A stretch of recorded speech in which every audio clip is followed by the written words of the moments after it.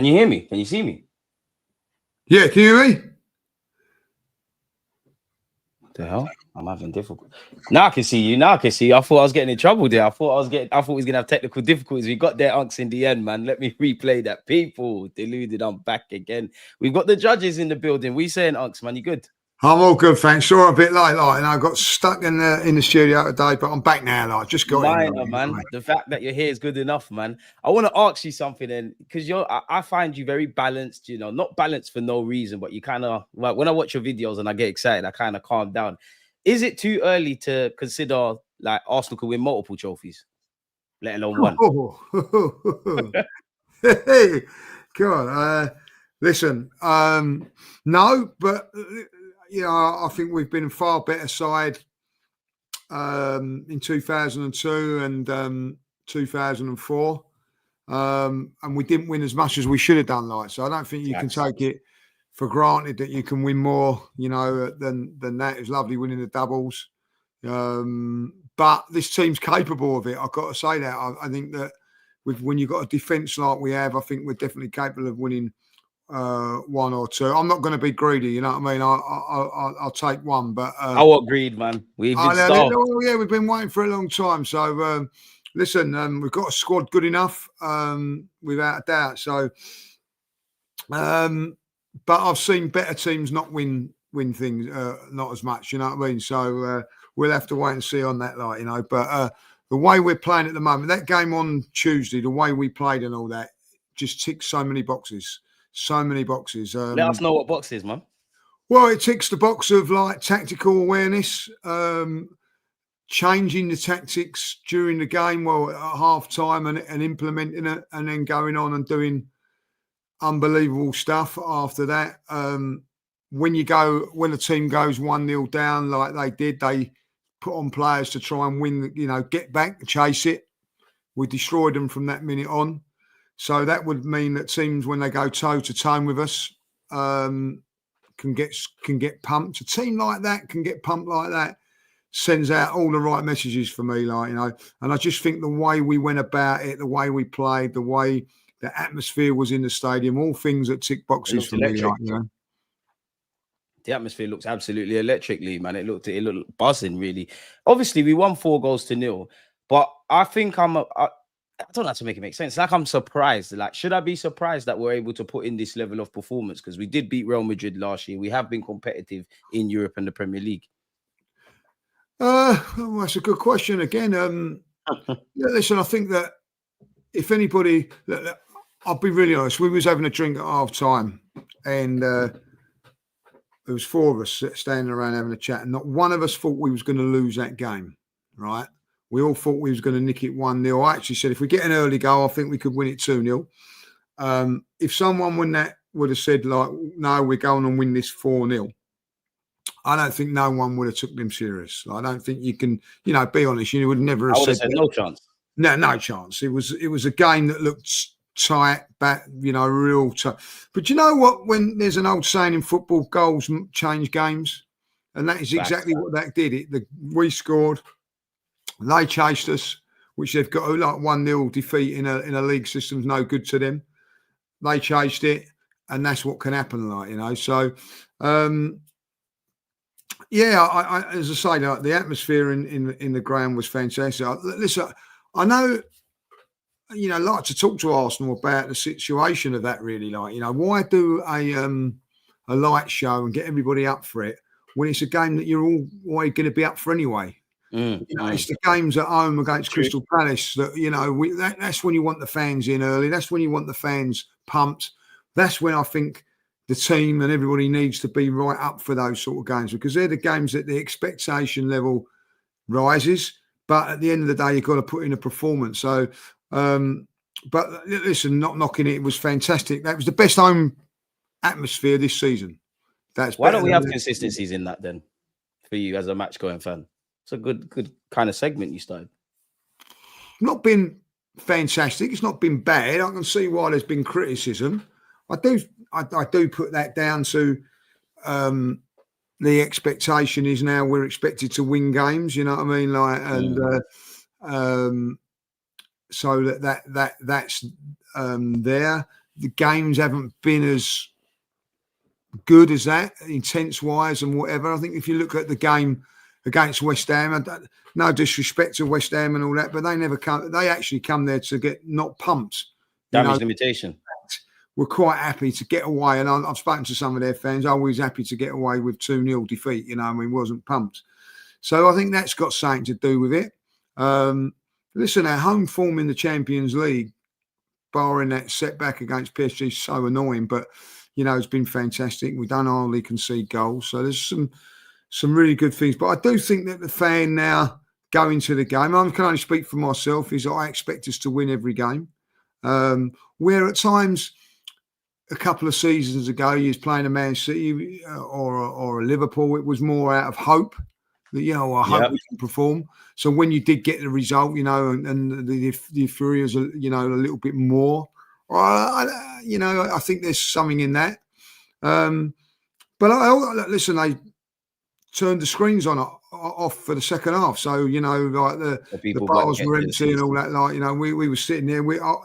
I'm not there alive. I'm finishing my drink. I watched the first couple of minutes on the TV, but they stopped that. So you think, I've got to get out there and watch. I'm not saying you've got to get out there, but like it encourages. You're missing the game if you're not there, isn't it? Yeah, exactly. You know what I mean? So I think that was a fantastic idea. Get everybody out, everybody watching the game, and I think that was a good thing from Arsenal to do. I really do, because we're all guilty of that, just sitting there having a chat. The first couple, it's only the first couple of minutes, but those first couple of minutes 100%. Can be vital. So I don't know if that's just something that they do long term or whatever, but I quite like that idea. It definitely got me back to my seat a little bit quicker than it would do. So yeah, and I never thought of it of letting the club down or the players down by not being there. But it was a little gentle reminder of oi, we're all in this together like this. Let's get out there and do it. So I think that was a good thing. I feel now that we've got to be behind the team every minute of the game, not just when it suits. So there was little things there that sort of kicked my backside a little bit, away from home. When I go away from home, it's a funny thing. Maybe it's because I don't get free. Well, I don't get free beer, but you pay for it in your ticket, but so you feel like you've got to go and have a drink. When I'm go away games, I never move. I always stay where I am. I don't go. So it's something when you're at home. I know it's a different experience. I get that and all that, but maybe that's something that they can look at. But the light show was good, and I just think the atmosphere under lights is better as well. But we've had other games under lights this season, so I just think that.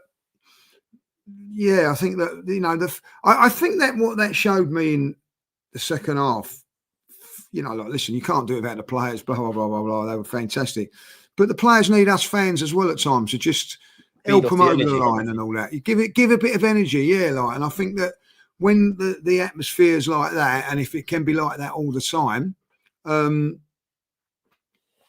look at what they produce. So us fans have got a part to play to the end of the season as well.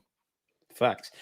Obviously, our history in Europe isn't exactly the best, innit? You're old enough, no disrespect, to actually have seen us win something in Europe. I haven't. It's been filled with more pain. At best, it's like games, innit? Like Atletico Madrid a couple of days ago, Real Madrid as well in the 2 legs last year, a teenage Jack Wilshere boss in Barcelona.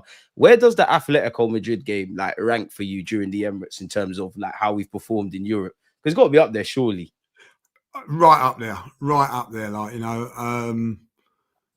And listen, the Barcelona game was sensational. I actually thought that we was a bit lucky on a couple of things in that game. I think it was an offside decision or a foul was given against us, given for us, which wasn't, if I remember rightly. They missed a few chances, and we rode our luck and got a fantastic result. I think even the game against Real Madrid last season, there was on occasions where they missed a couple of good chances, and we didn't really.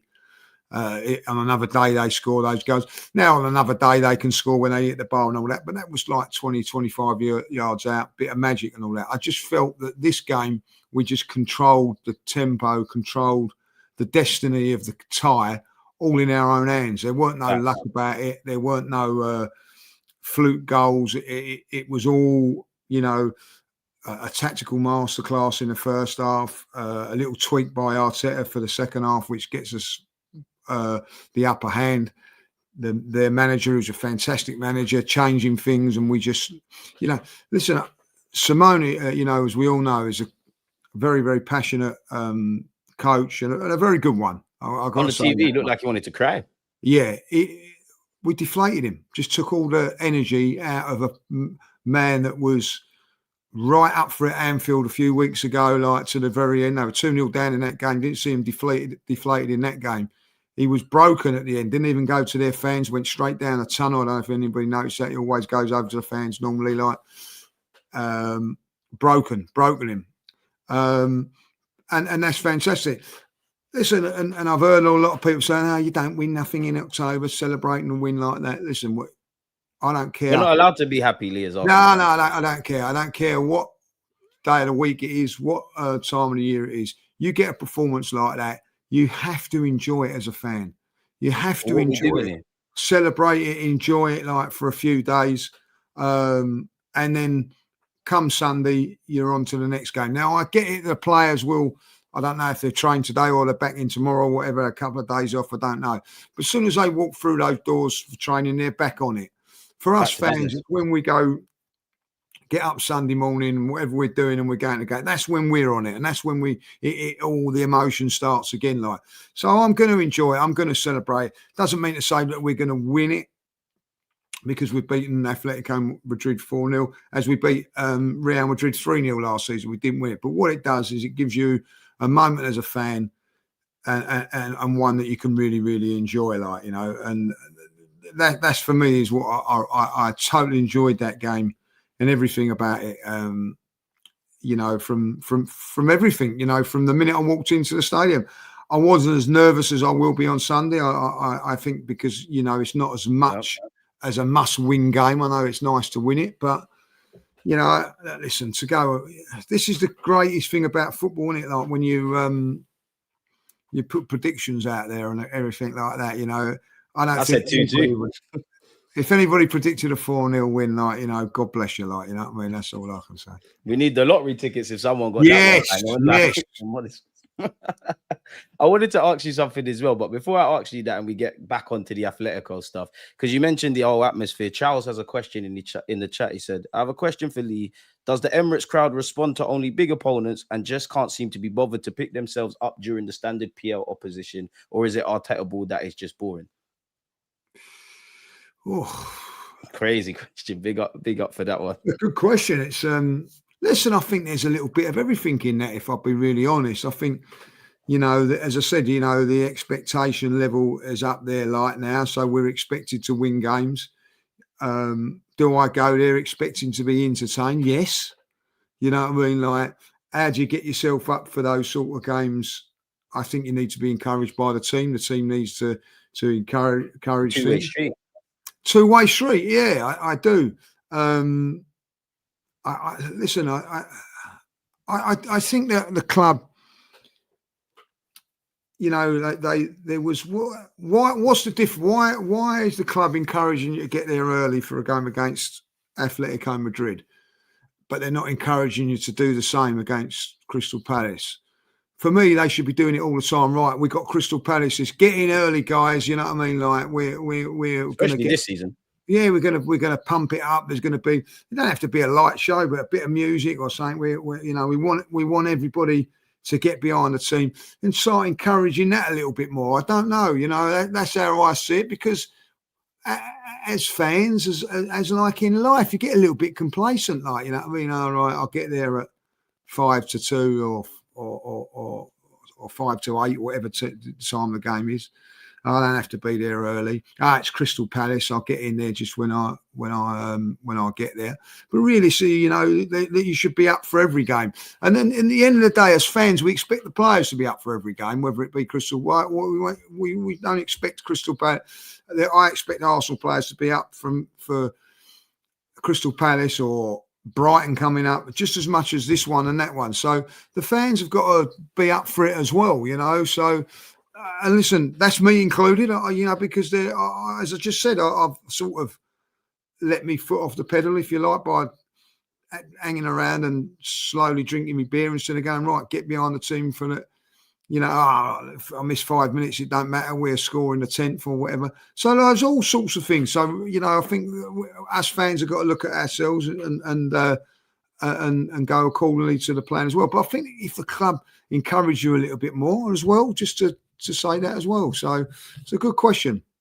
Very good question. And I think you've answered it well, man. I think everyone's just got to do their part. The players, the fans, whoever's in charge of, you know, like you said, the lights and just anything that goes into the atmosphere at the Emirates is probably something that's above board with us. If we get back into the game, yeah, you mentioned Mikel Arteta's tactics. You mentioned Simeone. Now, credit to Atletico and Simeone. Good team, good manager. They've had history in their way. But it's another game against a good manager or a good team where Mikel Arteta and the boys, they've tactically outdone them. They've given us a great day. How does it make you look at Mikel Arteta if it has made you? Because it's a bit weird that he's done this against Pep, Klopp, Ancelotti, even though we lost to Arne Slot, like we tactically outdone them. They relied on a free kick. Like, does it make you view him differently? Like, where you at with that? No, listen, I think that's something that he's got in his locker. It's against the smaller sides or the sides where you know, you've got to be up for it. Maybe not false, but remembered or reminded of it. Like, you know, if you're not up for a game against Atletico Madrid in the Champions League, you shouldn't be playing for Arsenal. If you're not up for Manchester City or Tottenham or whatever, you know, it's just natural that you are. But it's the games that are coming up now, Palace at home, where, let's be really honest, and you know, it is a fact that they're going to be up for that game more than us, because we're playing Arsenal this week. Like, when we play Burnley, we're playing Arsenal. Like, you know what I mean? We're going to be up for that game. We're just looking at it like we want 3 points. Yeah. So in Sunderland, they've been right up for it because we're playing the Arsenal. That goes the same when they're playing the Liverpools and Man Uniteds and Man Cities as well, as you well know. Why Man United are struggling a little bit more, because Man United is a big scalp seal, like, you know. So if you're playing against the big teams as a player, you're going to be up for it, like, you know what I mean. So you as a player and being the elite player, because you're playing at a club like Arsenal, Liverpool, Man United, Man City, you've got to make sure your levels are as up there with them as well. So that's part of managing, part of Arteta's armoury, what he's got to do. It's easy getting up for the game against Spurs. It's like, genuinely, like, as a fan, are you not going to be up for a Spurs game? Of course you are. Something's wrong if you're not. Yeah, exactly. But are you up for Crystal Palace on a Sunday the way you will be when the next home game at Spurs comes along there? You know what I mean? You won't be. You know what I mean? Like, so you have to get up for it, like, you know, and it's the same for players. And, you know, and as I said, like, if the players are not up for it, us fans are going to call them out. So these next 3 games are all games that I look at from Arsenal and go, right, can we win them? Yes. Should we win them? Yes. Right. So this is the ones where I'm looking at Arteta. Have you got the what's the word on it, personality or whatever, to get that across to the players and make sure that they do that, like, you know, something that he's not done in previous seasons. So, but I think this season he's learning again, like, and this, I don't think there's any doubt that Mikel's I don't think anybody turning around and say he's not a good coach, because he is, because he's proven it by beating a lot of these teams. You know what I mean? We're going to the big boys now, not really losing. As I said, you know, we lost to Liverpool. First time we lost to Liverpool and a top 6 side for a very, very long time. So tactically he knows what he's doing, but there's other sides to win the league as well. There's not just about playing a certain way. You're going to have to dig in and do this and do that. And he's seeming to be doing those things at the moment, like, you know. But for that was a massive feather in Arteta's cap on Tuesday. You know, that was a wonderful managing tactically, managing the game as well with substitutions. Everything that he done was spot on. Perfect from start to finish, if I'm honest. Yeah, that's what I'm saying. So lots of boxes ticked, and that Arteta was one of them, like, you know. But what he's got to do now, and it's easier said than done, is make sure for the next 4 games, 4 or 5 games, because if you have a look at all the games now that we have to play, Crystal Palace, Brighton, Burnley, Prague, Burnley, and Sunderland, they're all games, so 5 games before the international break, that we would be expected to win. And we need to win if we want to keep this going. Expected and need to win those games. So from his point of view, these are 5 pressure games, you know what I mean? Because the expectation is, yes, we've got to win these games. If we don't win these games, it's a big kick in the old goalies. So we need to make sure that we're up for these games. Do I think Arsenal win these 5 games? Yes, I do. Same. I mean, you can only go off what they're showing you, innit? And it doesn't look like we'll be stopped.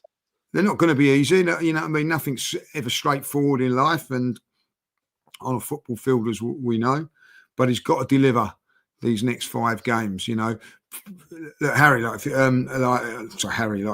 I'm looking at it from Arteta's point of view, if he goes onto it now, if he looks at it now, beats Prague in a couple of weeks' time, 1 foot in the qualification for the Champions League, Facts. Quarterfinals of the League Cup if we win this one here, like, you know. So like massive steps going forward that could benefit us when deeper into when the season goes, like, you know, and puts us in a position where everybody's getting games of football, everybody's getting minutes, so the squad's going to be up and running. A couple players soon return from injury as well. Other players coming back from injury. So this is a really, really good place we're in at the moment. But that can change if you don't get the right result at the weekend. And, you know, build momentum, build confidence. Listen, at the end of it, like, you know, there's every player will be buzzing going into training after that game, buzzing after the performance. Confidence levels would have gone up. Like, confidence levels with me as a fan have gone up.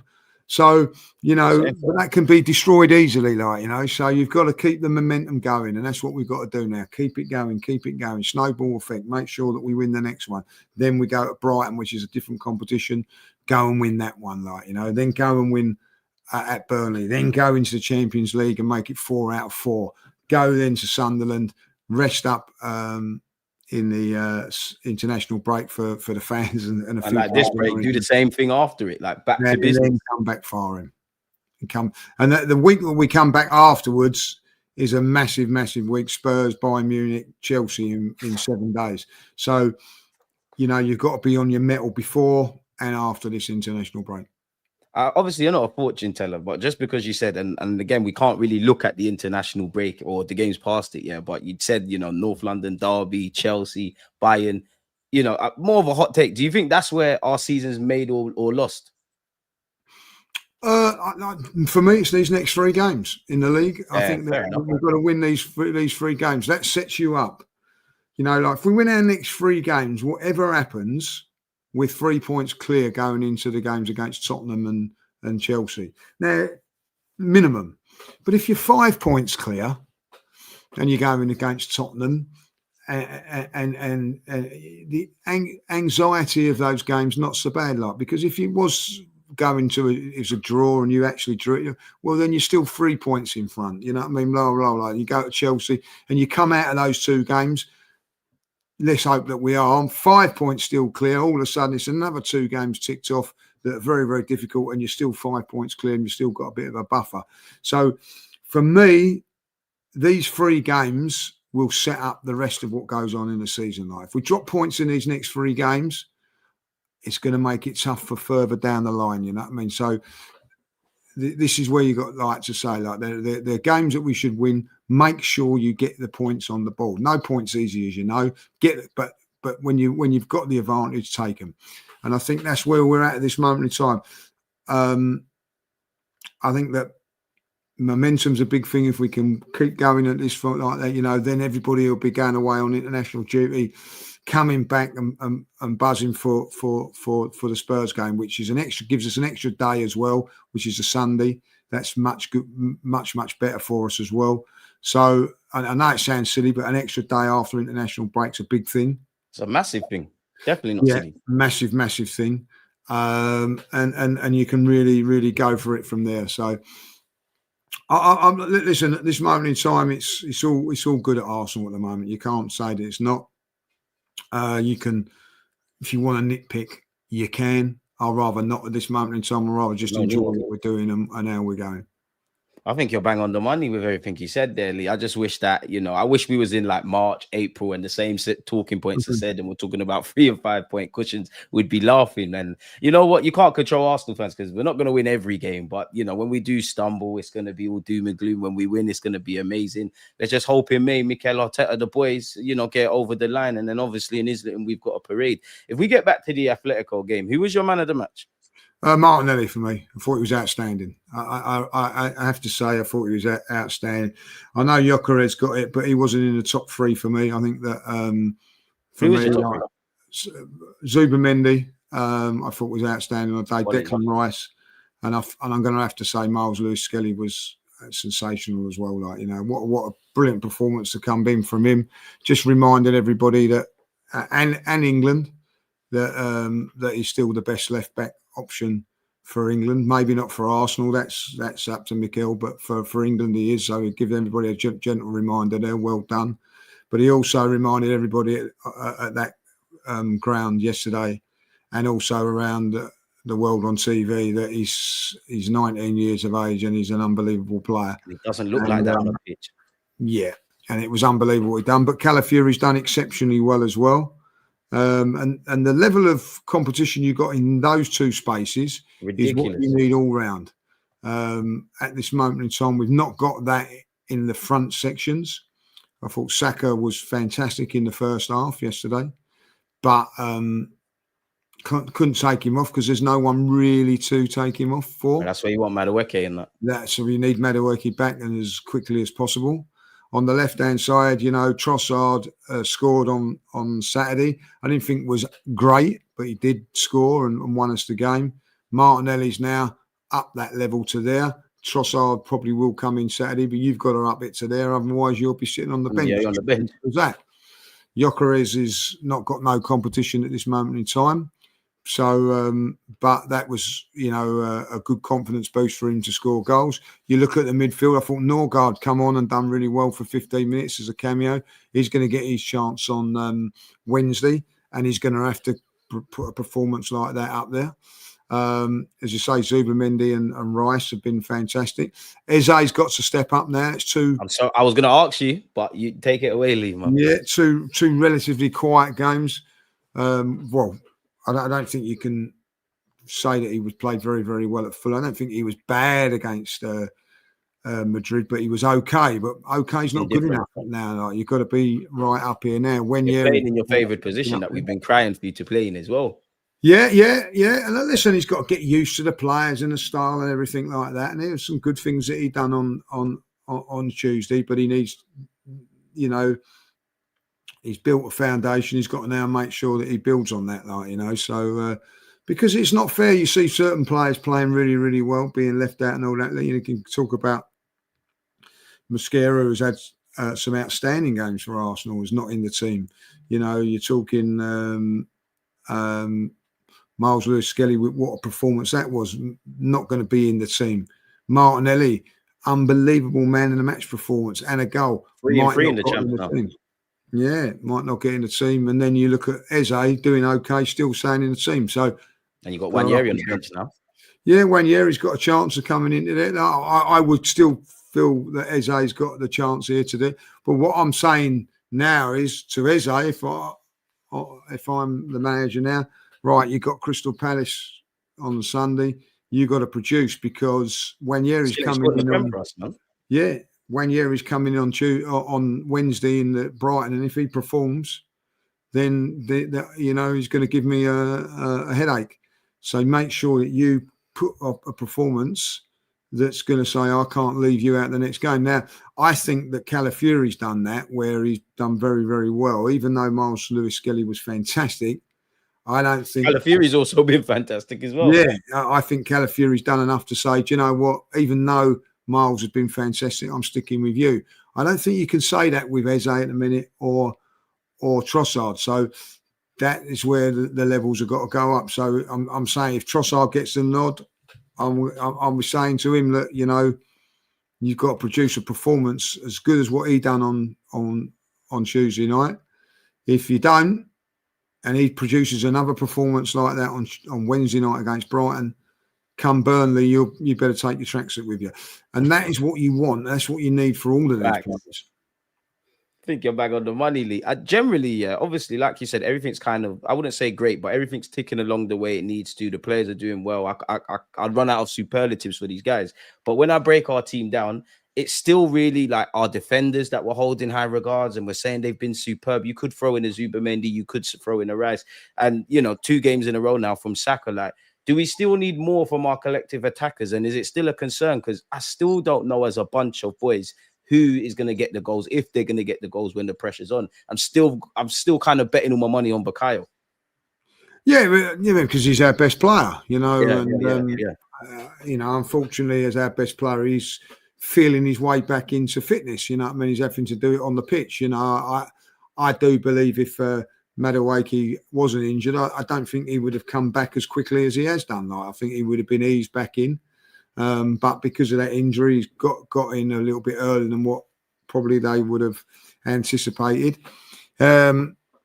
Shown signs that he's not 100% fit by tiring a few of the games, but still producing, you know. So, and you don't listen. I thought he was very, very good first half, Saka. In the second half, wasn't his best, but it wasn't needed. You know, like, if I be honest, the Martinellis and Jokovic took over from him. And that's bloody good. Take a day off a bit to a degree. Yeah, that's what you want. You want, like, you know what I mean? Hold on, look, we've just smashed the team 4-0, and Saka hasn't contributed the way he has done in every other time that he's played. So that's a good sign. You know, like, you know, you get Saka back to his very, very best one. You know, so there's so many positives to look at. Like, you know, get Madueke back in as well, so that when there is those 20-25 minutes gone and you're 3 or 4-0 up, you can take a Saka off and rest him. I don't really want to see him playing on Wednesday night, but who plays on that right-hand side is a very, very interesting debate. You know, whether Wanyeri has not played out there but can. Obviously, Max Dowman can go out there and play. And, of course, Martinelli can play there as well, like, you know. So, but I think we need Madueke back as quickly as possible, as we need Havertz back quickly as possible as well. Need everybody, man. Like, everybody. The whole squad. Odegaard as well, you know what I mean? Like, yeah, I even forgot. We got so many players now, I forget who's actually involved. Like you said, Max Dowman, he actually weren't on the bench. He was playing for the under-19s. Yeah. We've got the depth we dreamed of. Yeah, and you know, look, listen, I think he's done it exceptionally well to be where he is. And I think that, you know, come next Wednesday, he'll definitely get some sort of minutes and maybe even start. Like, you know, if you look at it, well, I you know, say that it's Gyökeres, Martinelli, and Saka at start. You could go with Darwin or Wanyeri, Marino, and Trossard. That's not a bad front three for a League Cup tie. You know what I mean? Keeping the other ones on the bench if things don't go quite well as well.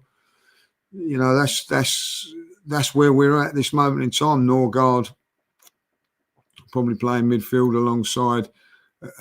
You know, it depends who they play up front. That's the thing, like, you know, you like to give Marino a go, but like definitely Norgard to get a shout. May have to play a Zubimendi or a Rice for that game.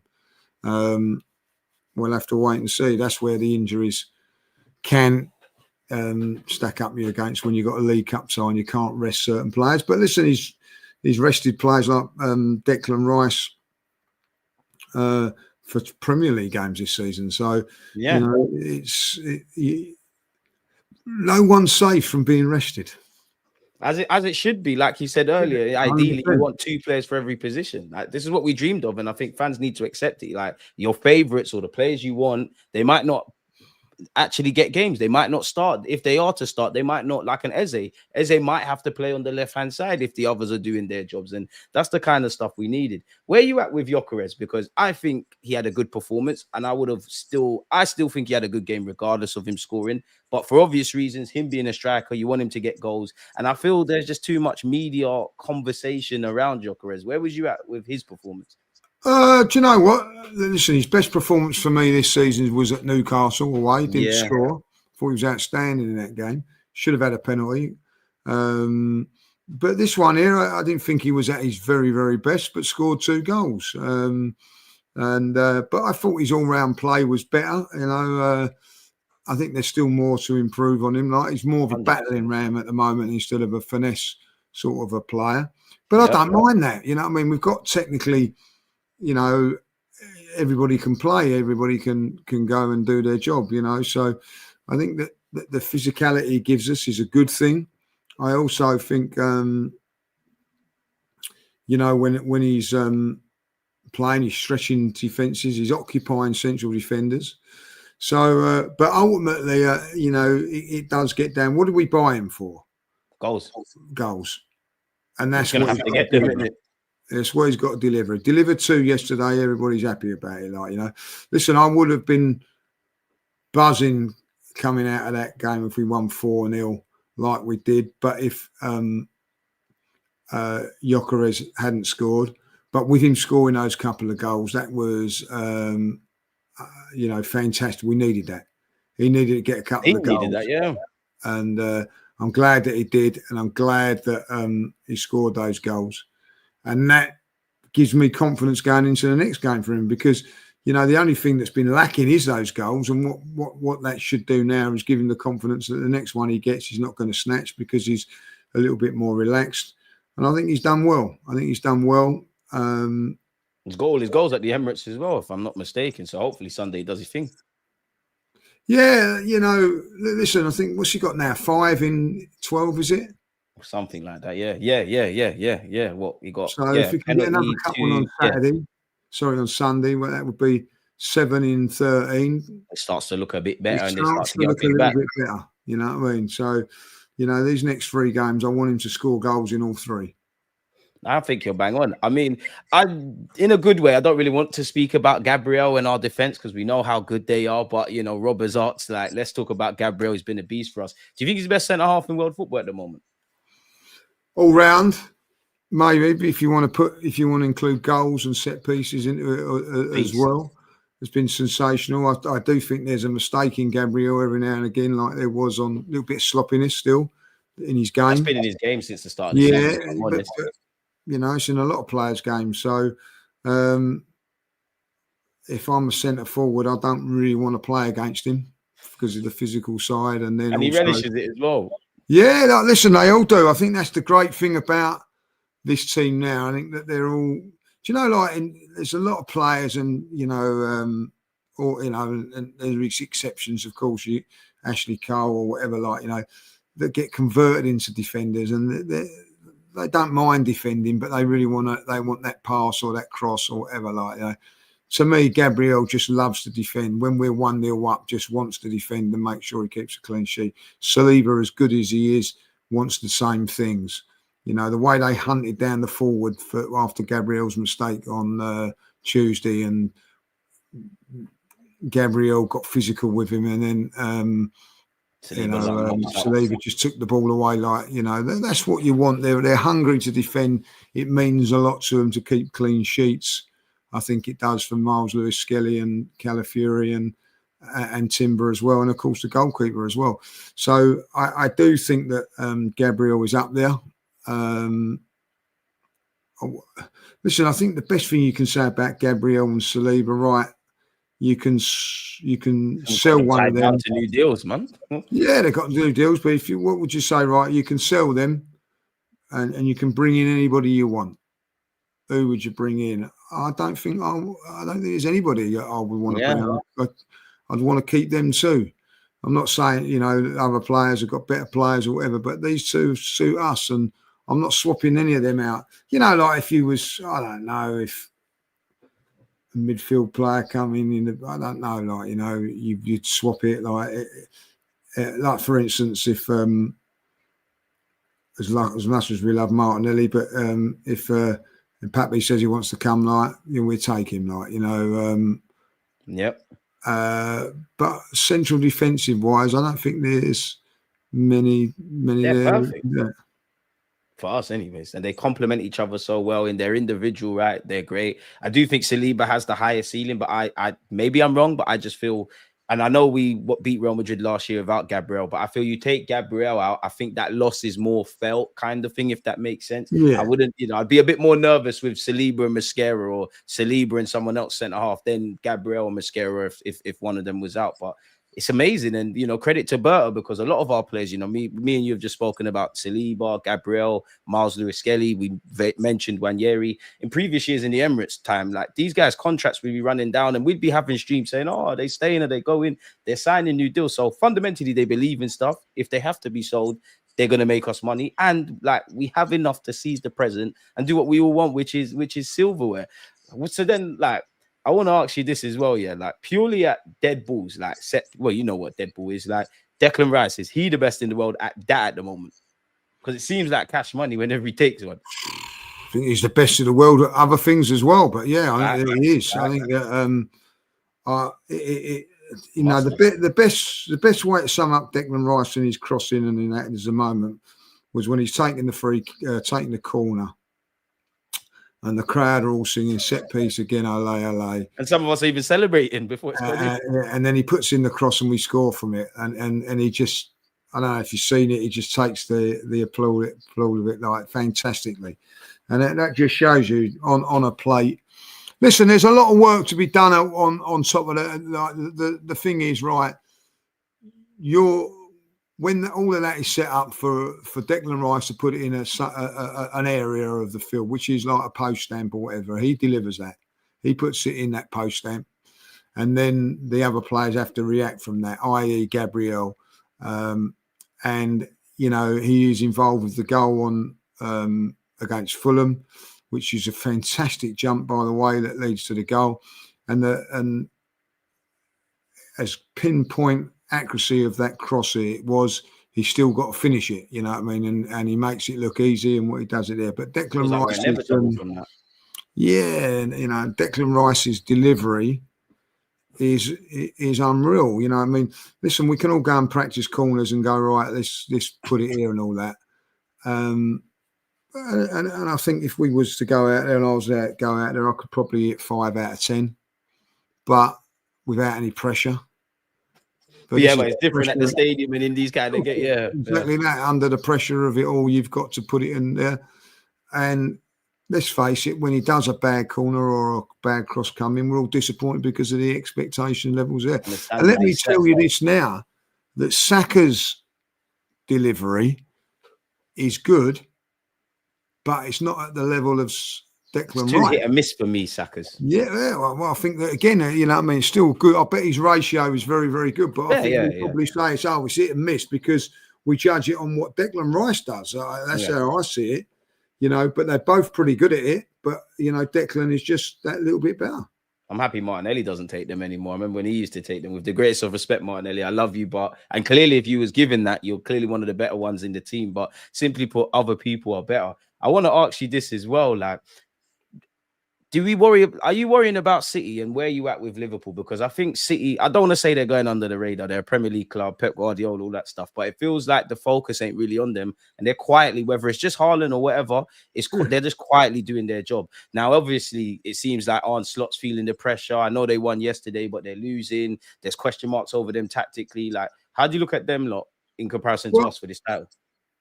I'll look at Man City and be honest. They played Everton last week, didn't they? Right? Would you expect them to beat Everton?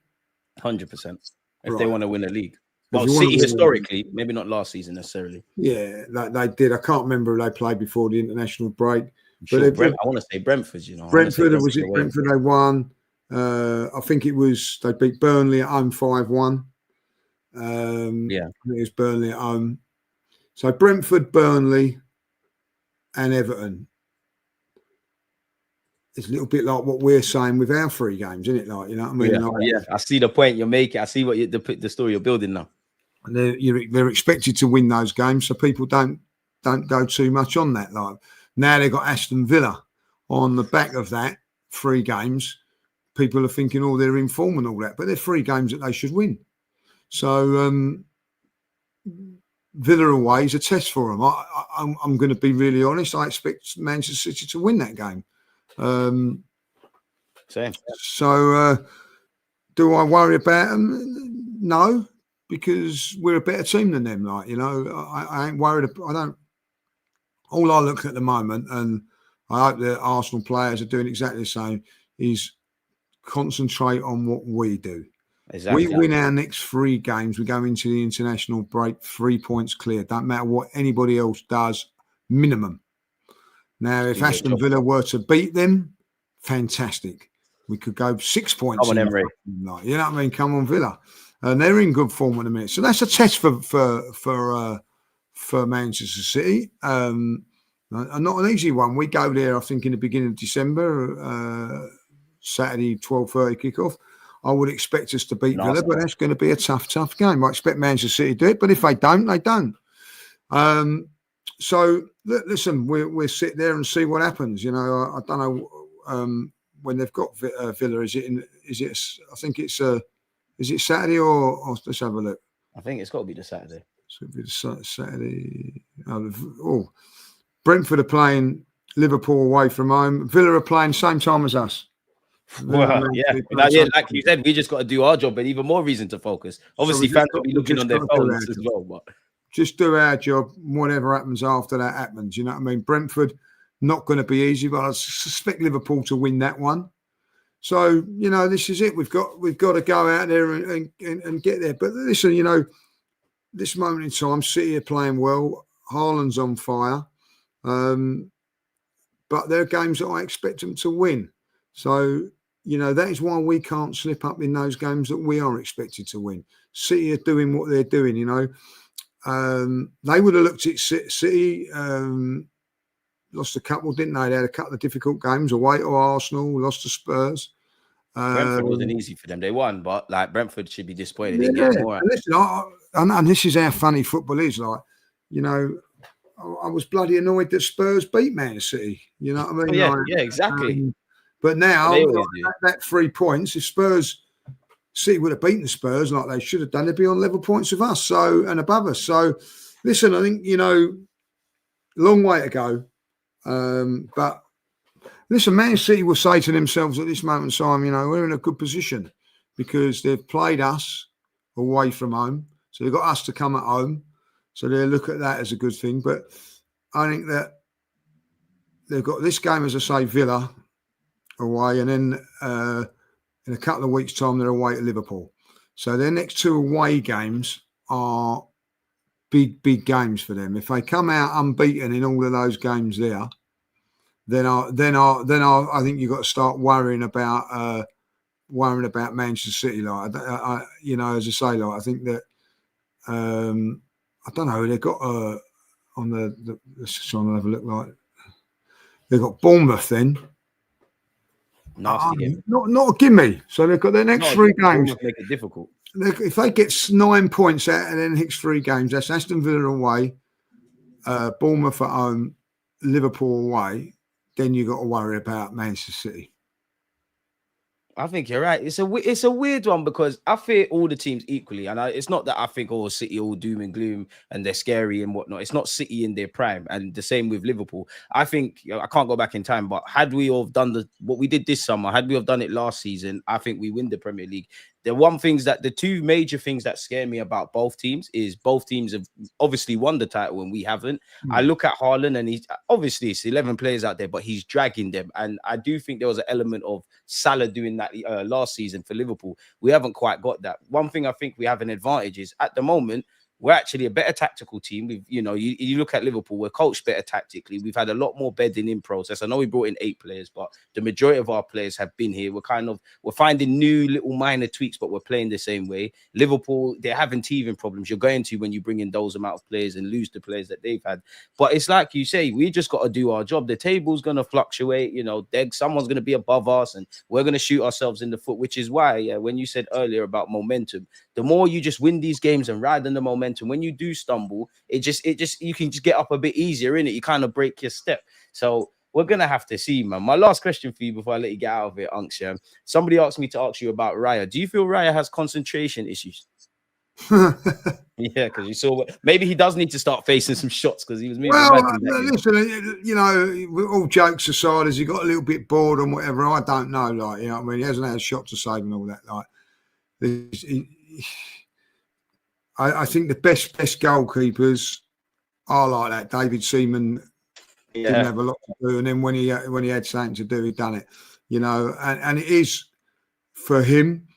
Concentration levels have got to be better than what it is for a goalkeeper that's down the bottom half of the table, because he's being busy all the time, where you've got to be asked to do is make 1 or 2 saves a game, and for the rest of the time you've got to be you know, at your best concentration wise and all that. Like, listen, he got lucky on very fortunate, very, very fortunate, but at this moment in time, I don't think there's any problems with Ray. I think he's had more good games than shaky moments. Yeah. I mean, no man's perfect. He's obviously made mistakes. Yeah, sometimes, listen, everybody makes mistakes. Exactly. Everybody makes mistakes. He got away with it. Don't do it again. Exactly. And you know what? You know, you look at Fulham, you look at Atletico, you look at a couple of games this season, just minor mistakes from our players have gone unpunished. And that's what I believe when people talk about earning your own luck and things like that. I think we've done that. And then obviously, as long as we can laugh about it, it's great. We just take the good and try and make it better. The areas of improvement we need to do better. Like, one thing for me is obviously like our attack. It needs to go higher up. And I look at Newcastle and I look at Atletico Madrid. I know you obviously can't put 3-4 past teams in the first half and you got to wait for them to tire out and stuff. But I feel the next step for us beyond the obvious is when we play like how we have, can we smell blood and get it done at halftime, before halftime actually? Because I don't like when teams go in with something to fight for, but there's always a learning curve. Before I let you get out of here, Lee, man, give us a prediction for Crystal Palace then. I'm going to go 2-1, a nervy 2-1 Arsenal. Oh, no, so I'm going to go 2-0. I'm going to go 2-0. I hope you're right. I want my clean sheets. I think it will be, you know, like digging in and defending well and all that. Like, but I've got complete and utter faith in our defence, and I think that they'll be up for it again, like, and another clean sheet I see, and I think that we just have enough in other areas to beat them, like, you know. But it won't be easy. This game won't be easy. Anything but easy. And I mean, I hope that they actually have a tough game today in the Conference League and they don't really have that much rest. But as you said at the beginning of this stream, whether it's Brighton, whether it's Sunderland, whether it's Crystal Palace, whether it's, you know, after the international break with those teams, we just need to keep on winning, just game by game, just do our thing. And then maybe in May, our dreams become, you know, reality, essentially. Lee, where can people find you? I can't imagine they don't know, but I always like to let everyone know. You know, Lee Judges TV, obviously on AFTV, Lee Mark Judges on Instagram and on all social platforms. There you go, like that. So you know where to find Lee. Again, it's in the description, it's in the title. And yeah, I mean, if you just type in Lee Judges, it's going to be there. Unks, it's always a pleasure. Thank you for doing this. Always a pleasure talking to you, my man. Keep up your good work, like, yep. Appreciate you, my boy. In a bit, my guy. And in the Take chat. Care, like, yep. Bye-bye. Bye, guys. All right. Peace. Yeah, chat, like, comment, subscribe. We're out.